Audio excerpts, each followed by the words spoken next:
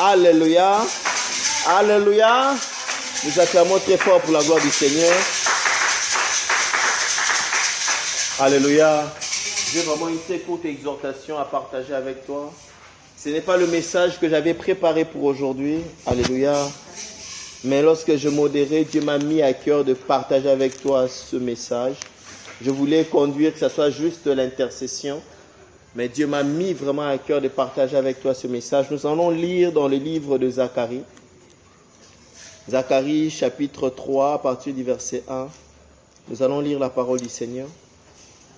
Il me fit voir Josué, le souverain sacrificateur, debout devant l'ange de l'Éternel et Satan qui s'était né à sa droite pour l'accuser. Satan était là pour accomplir sa mission. Alléluia. Accuser. C'est sa mission, c'est la mission qu'on lui a donnée. C'est sa vie, c'est comme ça qu'il fonctionne. Il est là pour accuser. L'Éternel dit à Satan, que l'Éternel te réprime, Satan, que l'Éternel te réprime. Lui qui a choisi Jérusalem, n'est-ce pas là un tisson arraché du feu? Or Josué était couvert de vêtements sales et il s'est tenu debout devant l'ange. L'ange prenant la parole dit à ceux qui étaient devant lui, ôtez-lui les vêtements sales. Puis il dit à Josué, vois, je t'enlève ton iniquité et je te revêts d'habits de fête. Alléluia. Alléluia. Ce message me parle profondément et je voudrais que ce message puisse également te parler. J'espère que ce message va te toucher. On nous montre Josué qui était le souverain sacrificateur. On ne nous parle pas d'un fidèle quelconque. On ne nous parle pas d'un enfant d'Israël quelconque. On ne nous parle pas d'un lévite quelconque. Ce n'était pas quelqu'un comment je peux dire, quelqu'un de simple. Ce n'était pas un quelconque. Ce n'était pas quelqu'un de simple. C'était le souverain sacrificateur. Alléluia. Alléluia. Lorsque Dieu a établi le sacerdoce avec Moïse, le sacerdoce était représenté et exercé par les Lévites qui étaient conduits par les sacrificateurs et les sacrificateurs étaient sous le souverain sacrificateur. Le souverain sacrificateur n'était pas n'importe qui. Dieu a établi les prophètes par la suite. Dieu a utilisé les juges, mais Dieu exerçait son sacerdoce par les sacrificateurs. Alléluia. Par les sacrificateurs. Et à chaque moment de la Bible, même quand il y avait les prophètes, les sacrificateurs étaient là. Parce que c'est eux qui exerçaient le sacerdoce de Dieu. Le souverain sacrificateur était devant l'Éternel et il avait les habits sales. Les habits sales représentent la nature d'une personne, l'état d'une personne. Les habits sales représentent l'état spirituel de péché dans la vie d'une personne. Et le diable l'accusait. Si le souverain sacrificateur avait cet état-là, si le souverain sacrificateur était dans cette situation-là, et alors les sacrificateurs, et alors les Lévites, et alors les chantres, alléluia, alléluia, et alors les autres tribus d'Israël, les autres enfants d'Israël, comment est-ce qu'ils étaient? Le diable est là à chaque instant pour nous accuser, pour nous acculer auprès de Dieu. Mais le diable ne ment pas. Le diable ne crée pas de fausseté.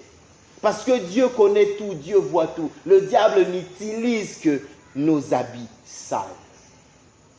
Alléluia.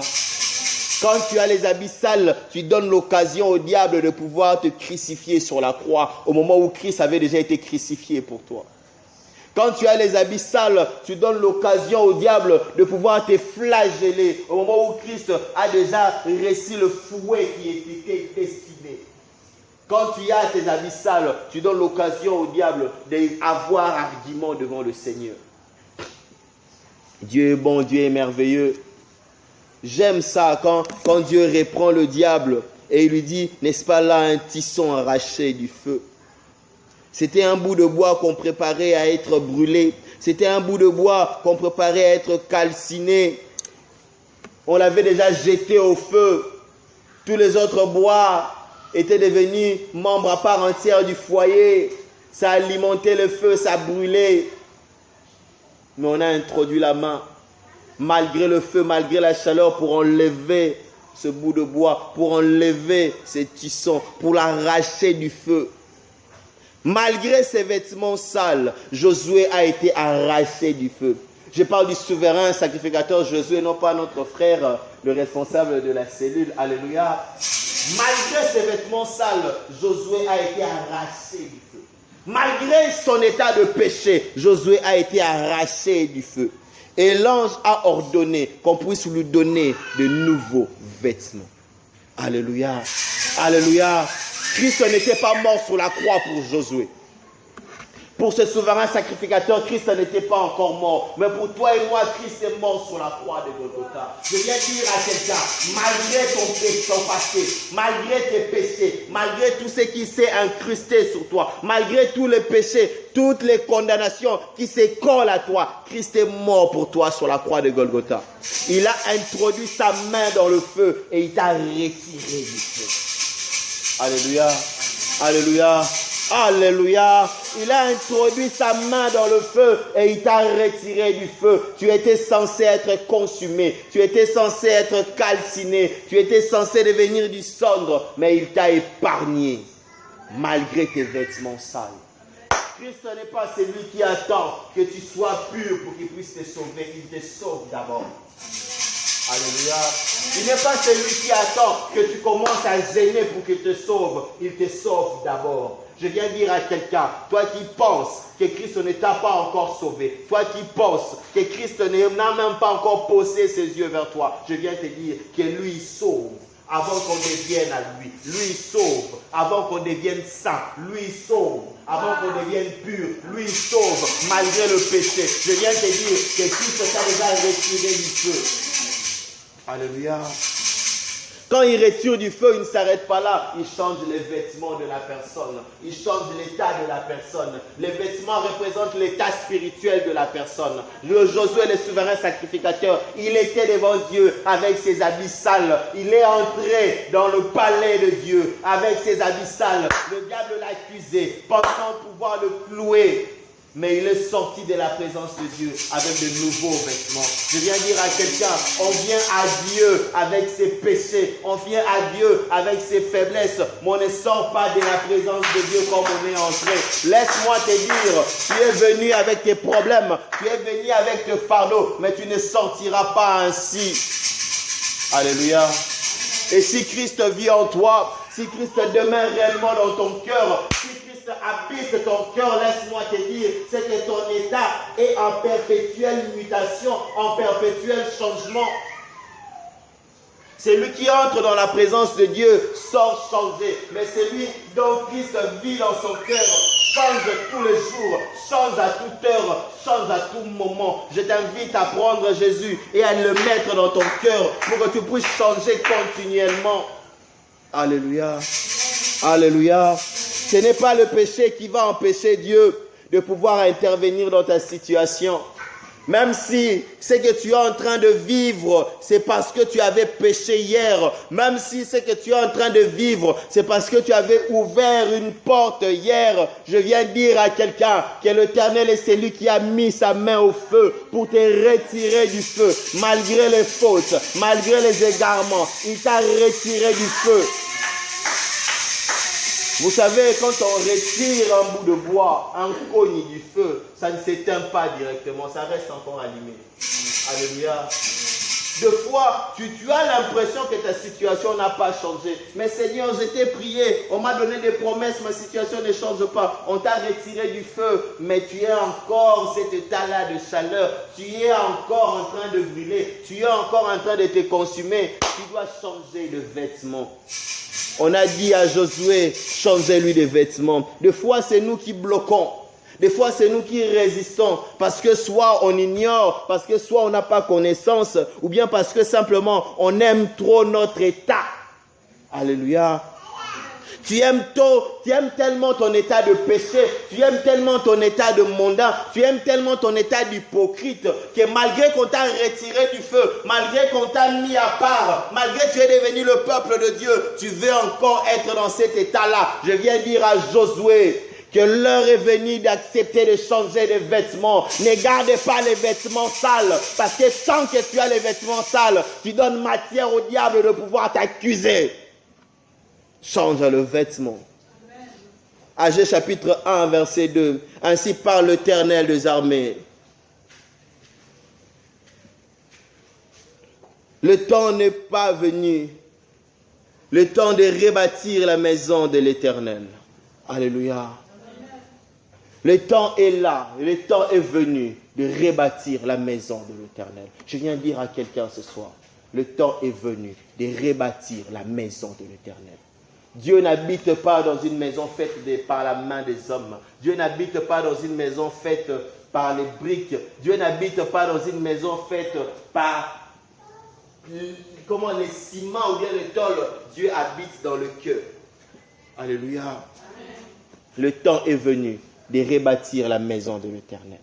Mon frère, ma soeur, tu es la maison de l'Éternel. Il est temps maintenant que tu rebâtisses la résidence de Dieu dans ta vie. Le temps est venu que tu puisses rebâtir la chaise sur laquelle Dieu s'asseyait dans ta vie.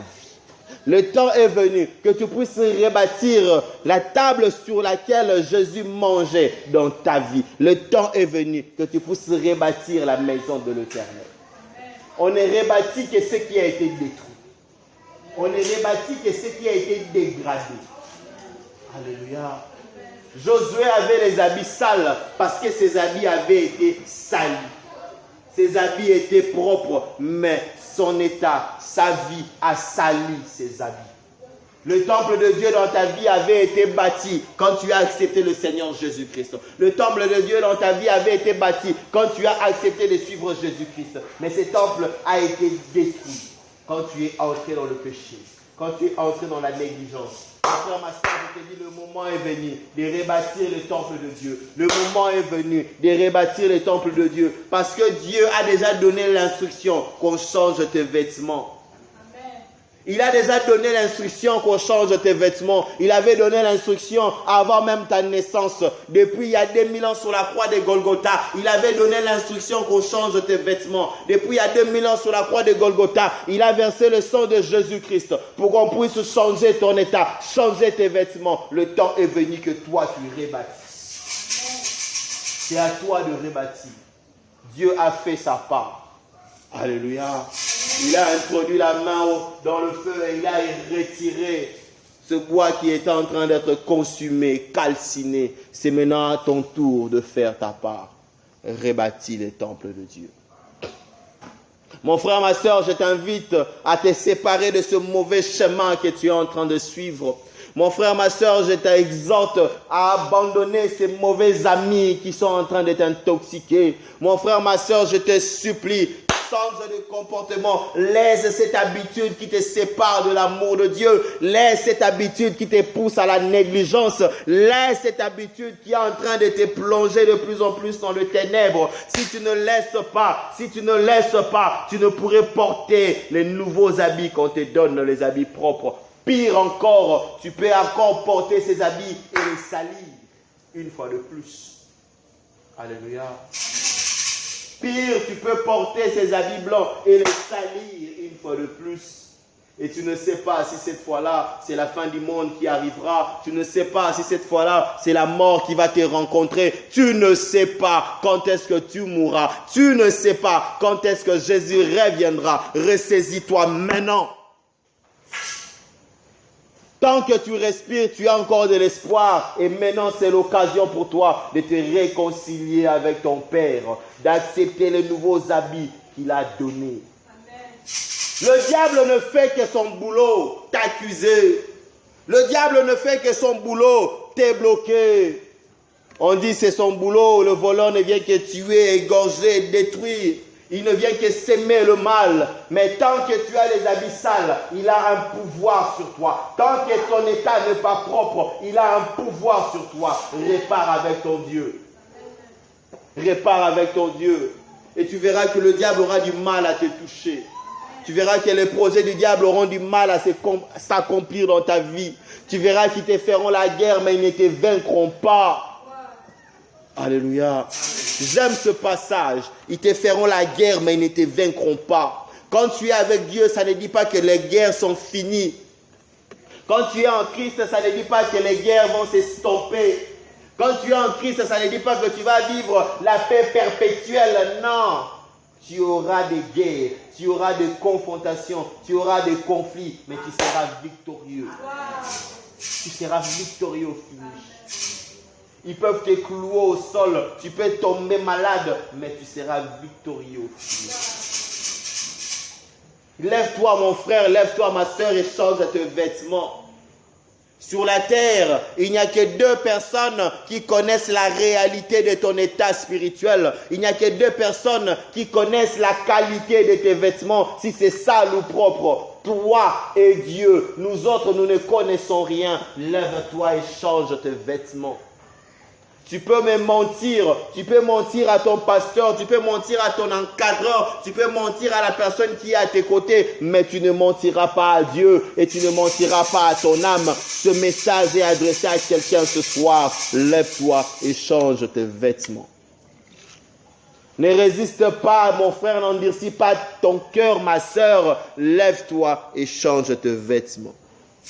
L'Éternel est devant la porte du cœur de quelqu'un.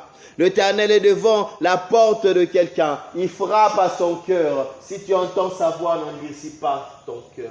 Il est le moment, il est le temps de te lever et de changer tes vêtements. Rebâtissons le temple de Dieu. Je ne vous parle pas de notre église, de notre temple que nous chérissons. Je te parle de ton cœur, là où Dieu réside. Rebâtis le temple de Dieu dans ton cœur. L'amour de ce monde, mon frère, ma soeur, ne te rassasiera pas. Le monde ne fera que changer de formule. Regardez les jeunes d'aujourd'hui. Nous, quand on était jeunes, on voulait se coiffer, enlever quasiment toute la chevelure. Alléluia. Et avoir de ras parce que c'était à la mode. Pourquoi? Parce que nos pères, nos oncles avaient des looks afro, bouquis derrière, bouquis devant. Alléluia. Ils s'est rasé, ils laissaient la chevelure. Nous, on a préféré, comme on était jeunes, on devait vraiment coiffer tout. Moi, je connais un cousin qui s'est coiffé 3 fois la semaine. Donc, on avait l'impression que sa chevelure ne poussait même pas. Quasiment Kovo. Regardez les jeunes d'aujourd'hui. Les enfants de 2000, comment est-ce qu'ils sont? Ils sont rentrés dans les looks de nos pères.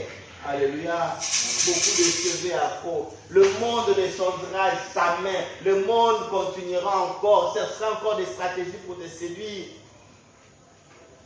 Le monde ne fera que ça, chercher des stratégies pour te séduire. Ne recherche pas le plaisir de ce monde parce que ça ne finit pas. Ça ne finit jamais. Mais quand ça t'introduit dans le péché, c'est pour que ça donne argument au diable. Et le diable n'ira pas t'accuser dans le secret, il va t'accuser devant Dieu. Alléluia. Il va t'accuser devant Dieu. La seule personne qui donne pouvoir au diable dans ta vie, c'est toi. La seule personne qui donne pouvoir au diable de te bloquer, c'est toi. La seule personne qui donne pouvoir au diable de voler tes bénédictions, c'est toi. Tu es la seule personne qui donne pouvoir au diable parce que tes vêtements sont sales. Parce que tes vêtements sont sales. Dieu prend parti pour te protéger, mais tes vêtements sont sales. Et le diable a argument. Tant que les vêtements sont sales, tu ne peux trouver justification. Dieu a repris le diable pour Josué. Il lui a donné les vêtements. Qu'il change ses vêtements. Dieu a repris le diable pour toi il y a 2000 ans sur la croix de Golgotha. Il lui a arraché l'autorité il y a 2000 ans sur la croix de Golgotha. Mais si tu ne changes pas tes vêtements, alléluia, le diable a encore de pouvoir sur toi. Mon frère, ma soeur, je t'invite ce soir à rebâtir le temple de Dieu dans ton cœur. Trouve le moyen de prendre Dieu et de le mettre de force dans ton cœur. Je ne dis pas que quand tu rebâtis le temple de Dieu dans ton cœur, tu trouveras travail bien payé. Je ne dis pas que quand tu rebâtis le temple de Dieu dans ton cœur, tu trouveras toujours à manger dans ta maison. Non. Ils te feront la guerre, mais ils ne te vaincront pas. Alléluia. même si tu as des combats, même si tu passes des moments difficiles, même si tu cherches du travail, tu ne trouves pas, ils te feront la guerre, ils ne te vaincront pas. Tant que le temple de Dieu est rebâti dans ton cœur, ils te feront la guerre, ils ne te vaincront pas. Mais si le temple de Dieu n'est pas rebâti dans ton cœur, ils te feront la guerre et ils te vaincront. Alléluia. Rebâtissons le temple de Dieu dans nos vies. Mes frères, je vais m'arrêter là. Je ne voulais même pas arriver jusqu'à ce moment ici. Je vais m'arrêter là. Je pense que nous allons